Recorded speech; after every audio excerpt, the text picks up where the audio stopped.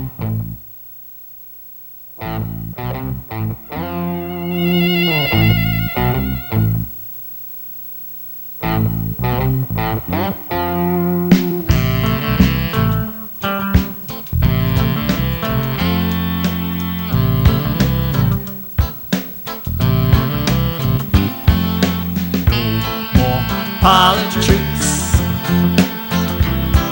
been lying to you. Good evening. Welcome once again to the Libertarian Party program, Other People's Pockets. My name is Scott Butler. My co-host Alan tonight, regular co-host Carl Miller, is off tonight. We'll have kind of a casual program tonight. We're going to look at issues that are mainly property rights issues as I view them. Some things going on locally here in Montana, plus some issues at a national level. Again, we're going to go back and harp on my old war horse, and that's the tax rate on the average American and how it's actually stealing from him, and we need to be more aware of just how much of our dollar actually goes to taxation and what that means to us as how that affects our standard of living. It is a live call-in program tonight, so invite your calls. Anyone out there is more than offered to participate in the program tonight. Number is 542-6228. So again, your calls are welcome on any particular issue you think you'd like to talk to libertarians about. My wife accuses me of thinking I know everything, so I try not to disappoint anyone out there. I'll claim to know everything tonight. So anyway, disagrees with me on that can call in at 542-6228. Yeah, well, I kind of agree with Scott there. Seems to be, well, you kind of know more than myself. It's just I have a disability of getting out what I'm thinking, it's a hard thing. I need to practice it more, so this is a perfect situation for me right here. Well, indeed. We welcome you to the program. No problem. Alan normally does our camera work, but he's out in front of the camera tonight, so we'll welcome him. An issue here of local interest and local and state interest is CI 75, and the Montanans for Better Government are pushing this one pretty heavily. I know we've heard Ralph Nadelson comment on it on his radio program and plus in some of his commentaries in the paper. Anyway, I'm not that familiar with CI 75, but we'll just read some of the summaries of it here. CI 75 gives you the right to vote on any new tax, vote on any increase of an existing tax, promote fairness in tax elections. When a tax is voted down, it cannot be brought back until the next calendar year. As they say, no means no. Saves taxpayers money. Multiple tax elections will be limited to the primary and general election days. No more see you at the polls 3 or 4 times a year. Anyway, this is by the Montanans for Better Government. You can contact them here, and they've got offices throughout the state. We're not going to give them too much free publicity tonight. Anyway, this sounds like an interesting initiative, and I would encourage everyone to take a look at this and see what their thoughts are on it. I know one of the issues that this pertains to is the school bonds, and speaking of that, I saw today we're getting another bond election coming up for the schools, an increase of money, and as they said, well, it's only another $17 a year. It's all adding up. So if this is a case where the taxpayers can vote on an issue and they can either approve the bond if they think that's within their best interest, or they can disapprove the bond, but then this would prevent that bond from coming back up again 3 or 4 times in that same year, to where voter apathy more or less allows that bond to pass when a majority of the citizens probably are not intending it to be passed. So CI 75 might have some very good things to it. A vote on any new tax. I know a lot of people who thought about this say, well, we're not a democracy, we're a representative republic. Firmly agree with that, and I think that's the best way to do it. I know this is in response to the fact that the legislature doesn't seem to be too willing to limit new taxes or to limit increases on existing taxes. And usually when these issues are brought forth to the public, any new tax proposals are soundly voted down by the public in a democratic vote as are usually increases in any existing taxes. I think the public is about fed up with taxes, and they feel they're being overtaxed as it is. So this might be a way to put government back in the hands of people. As I say, I have a question about it when we start thinking that we need a direct democracy to vote on things. That is the purpose of the legislature, and if they're not doing the job, we have to vote them out. Doesn't always happen that way, though, because of the realities of politics. So this might be a way to wake up some of the legislature. So that sounds really good to me, just the way that it was explained there by Scott. And hey, people are supposed to be in control of the government, but like it is, I don't think we really are. They just tax more so they can spend more on different things, whatever they get passed through Congress. Well, the problem with taxation is that politicians have gotten very clever at taxation, and they very seldom come out and say that we're going to raise the tax on income taxes or something. It's always a hidden tax these days, because most people feel they are taxed enough, and if they do see increases in taxation, they want to see someone else pay them. Well, the facts of life are that it has to be paid for by someone, and it's usually all of us. We got Matt on the phone, so we just have him listen for a while. Okay. Well, we've got one of our representatives on the phone here, so we'll just... Good evening, Matt. Hi. How are you, sir? Doing fine. How are you tonight? Well, we're doing pretty good. We're just harping on some things the legislature is doing here. And talking about CI 75. You're probably familiar with that? Oh, a little bit. It's been a while since I looked at it. Anyway, evidently the basis of it is that it would give citizens the right to vote on any new tax or vote on any increase of an existing tax, prohibits bond issues from being brought up several times during the year. As I had mentioned earlier, I don't know if before you tuned in or not, I can see the reason for this, because we often feel that the legislature, of which you're a member of, I might add, oftentimes is not heeding the public will, and we continue to see increases in taxation and increases in the size of government, and so the people feel that maybe this is a better way to get the response they want from the legislature. We'll just take away your ability to raise taxes. That ought to be kind of frightening for a legislator, huh? It's not frightening for me. I think it's a good idea. That's nice to hear. It actually is one of the tools that we need to really limit the scope of government and keep government in its proper role. As long as there's an unlimited ability to tax the people, there's always a push to produce more government services, more government intrusions in a lot of cases. And if we limit taxation, the ability to tax, the legislature is going to have to choose and make priorities. I think that'll be beneficial for everybody. Well, Matt, let me ask you, the thing I could see against this would be that we do live in a republic, and the idea is that it is representative. We elect our politicians to supposedly enact the will of the people, or at times to not enact the will of the majority when the majority may be overly excited about a particular issue and cooler heads need to prevail. So that's why we give the legislature that authority to make decisions, and ideally, if they make too many that the majority disagree with, we'll vote them out next time. Do you think that's not happening? Is this...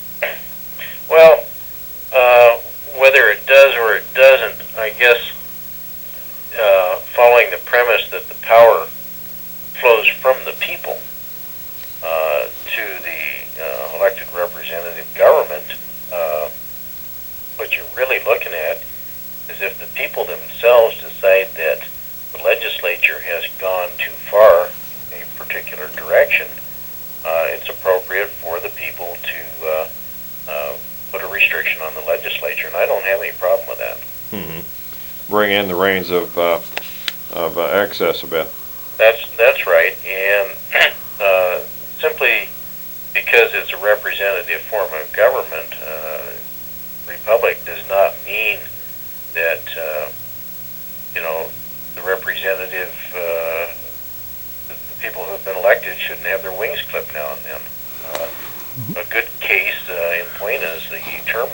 provisions for this state. I think it's going to do the state a lot of good. Has that been enacted? Well, I guess we do have term limits that have been enacted, don't we? I know we saw a fellow on a national level that wanted to see term limits nationally, and I don't think that's got much chance of taking place. Yeah, it's questionable at the federal level, but within the state of Montana, we do have term limits. It's been ruled that those term limits are constitutional. For example, the ruling in California here not too long ago. And I think that we're going to see the rollover begin in the legislature, and it's going to bring a lot of new blood to Helena. Yeah, I have got some concerns about term limits that I don't think that's necessarily the cure-all that people think it is. I think that maybe puts new people in office, but it doesn't halt the process of increased government employment and increased government spending.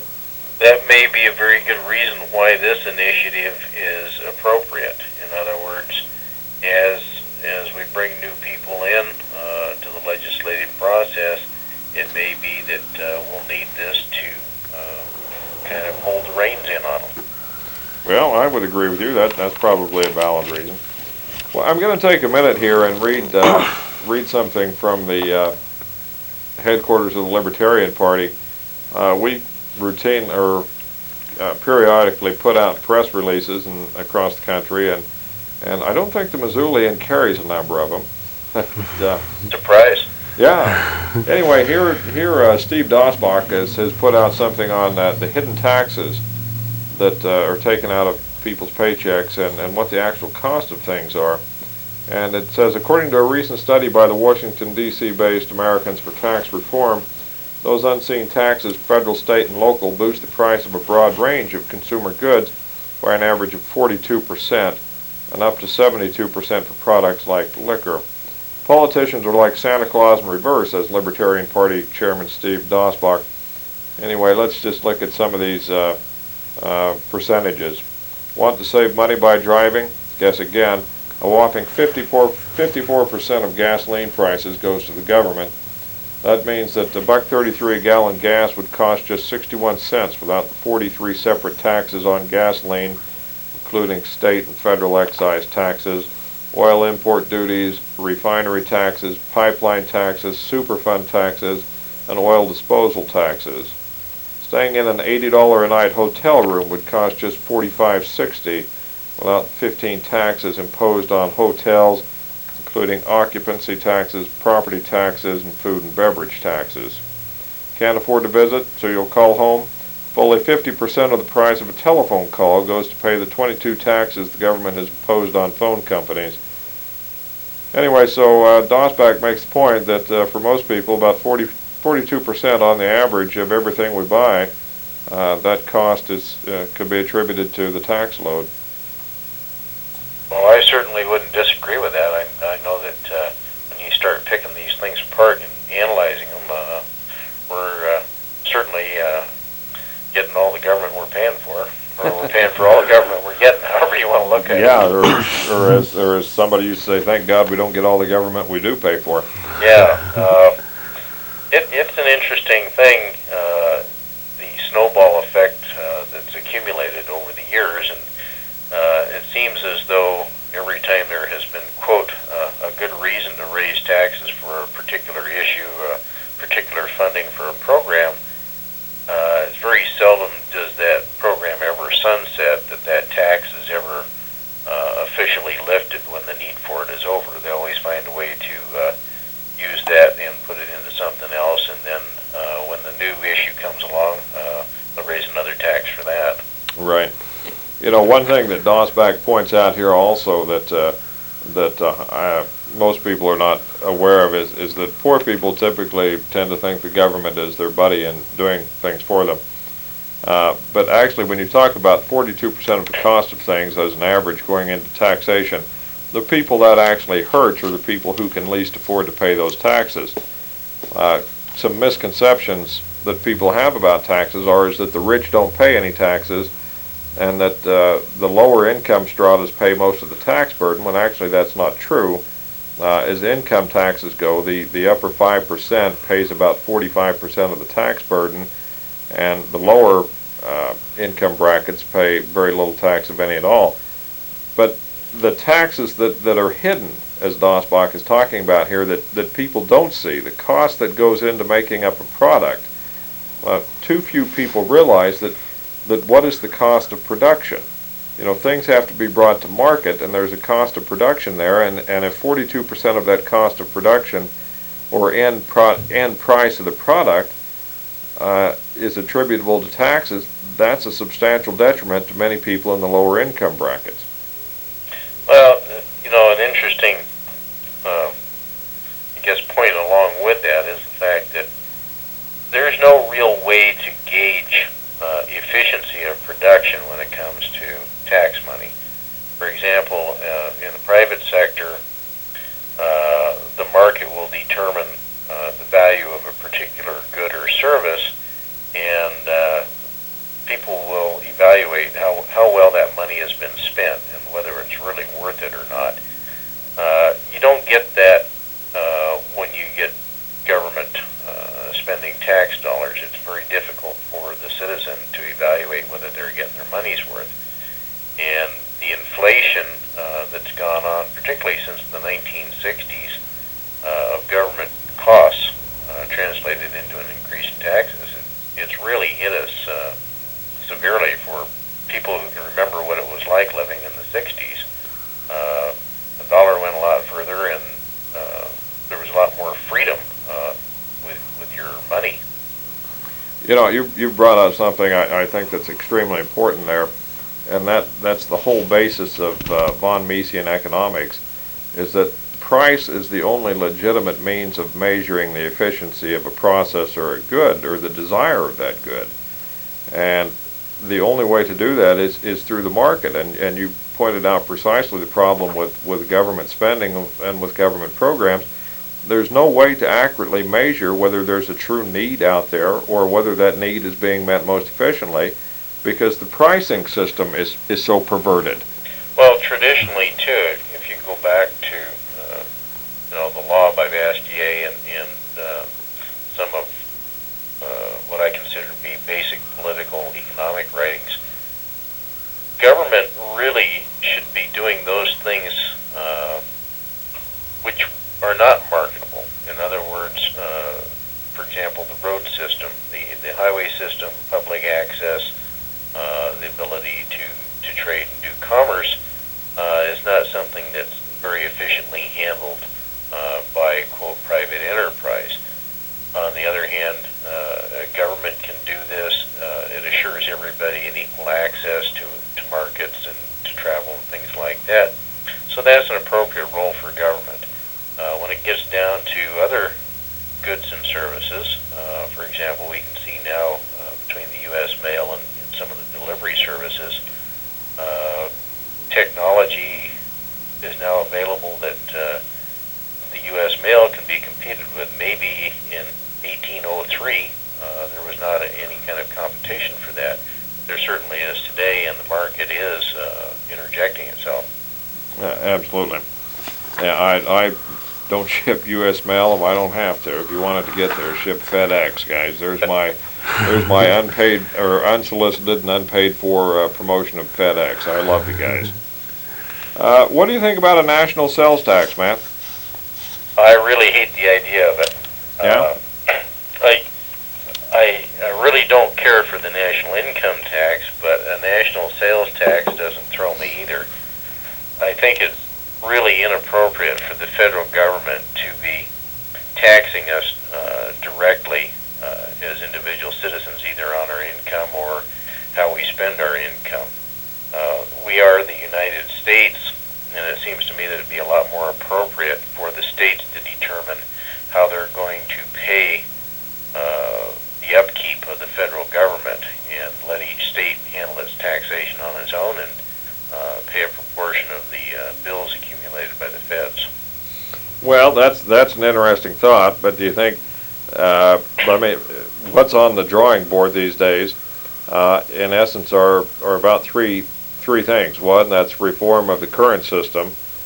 The other is a flat tax, and that rate is anywhere from around 17 to 20%. And the other is one, and I'll come right out and say, and I favor it, it's a national sales tax. Well, national sales tax sounds good, except if you happen to be in business, and you can look forward to federal tax collectors akin to the BATF to come around to every store and place of business to check your records whenever they feel like it. Well, I know, and it does impose that burden of being the tax collector on the business person. But many states already do that with the state sales tax, of which we don't have here.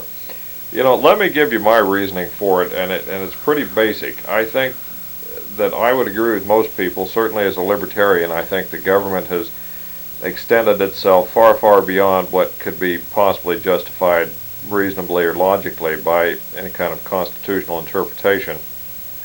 But I don't expect that we're going to see a budget that now approaches $1.7 to $1.8 trillion a year sizably cut back anytime soon, simply because of the economy that's built up around that, as far as employment for people and people within the private sector dependent upon government spending that they have built their business around government expenditures. So I don't expect that to be reduced anytime soon. But it looks like the national sales tax, as is proposed by this group, would eliminate the IRS. And I feel the most threatening issue in the country right now is the battle for property. And well, I can see a point where every employee of the IRS would go to work for the new collection agency and be there knocking on our doors to check our receipts for the day. And I'm not sure that that's really going to eliminate the problems that we've had. It's just going to transpose them into a new set of problems. We have not heard one thing from the federal government on any of these tax programs about reducing the amount of money that's spent.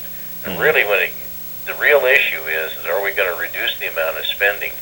Because as long as they're spending, they're going to need to pick our pockets. Well, that's a very valid point. But I do think that the national sales tax would aid in that, simply because if you're paying a direct tax of 23% on new purchases of some items like cars or housing or whatever, you're going to see what exactly is the cost of government directly. You know, that used to be the old thing that people would say, well, let's don't allow taxes to be taken out of our paychecks during the year. Let's make it to where once a year everybody has to go down and write a check out. And that would make them aware of just how much taxation they're really burdened with. And I think this sales tax would aid in that. The government could raise it, of course, but when you're already kicking out 23% and they say we need another 2%, it's directly evident to us how much of our money is going to those people. Well, that's true, but there's some other aspects to this. I guess if we're just going to kind of generally discuss this, that one of the effects of taxation is to limit what you tax. So, for example, the luxury tax a few years ago that was imposed on the yachts and boats and various things like that to tax the rich, we saw a downturn in that segment of the economy, and both builders were put out of business, etc. Right. With a national sales tax of 23%, people will be able to see what they're spending in taxes. They may very well opt not to support the consumer-based economy that we've got now. And that has some ramifications of its own. I'm not an economist, but that could prove quite interesting as well. Oh, I would agree. If we switched over from a consumer-based economy into one that was principally investment related, where people were actually had money left over to put into savings accounts and that, and other investments. So, but the question is, what do you invest in? Most of what we produce today, most of what you would invest in is a company that is producing a consumer item. So you get into a real situation where the cat's chasing its own tail here. Well, I tell you, I think, and I would grant you, I don't think any switchover is going to be easy, but these same arguments could be made and are made anytime we talk about cutting back on a government program. But my strongest support for this thing is simply because I think for the average American, it's going to eliminate the burden of compliance with the IRS, and it's going to protect the property rights of the average American who doesn't have to worry about getting a letter because he's in a dispute with the IRS that suddenly all his property has had a lien placed upon it. He might find himself homeless. Well, that's true. That's a good point. You know, this type of activity we're seeing in the country, even though I know the IRS is kinder and gentler now, and I'm sure there are a lot of good people that work there, but the system is at the point where it needs to be maybe dismantled and another way of raising revenue looked at. Yeah, it's going to be interesting. It's going to make a great national debate, and I think, you know, getting back to what we were talking about earlier with CI 75, that one of the advantages of getting the initiative on the ballot is that it will create a really good dialogue in the state about taxation and spending, and when something like this gets on the ballot, it tends to make people think, and it makes politicians think, and keeps government's feet to the flames, so to speak. Right, I would agree with you.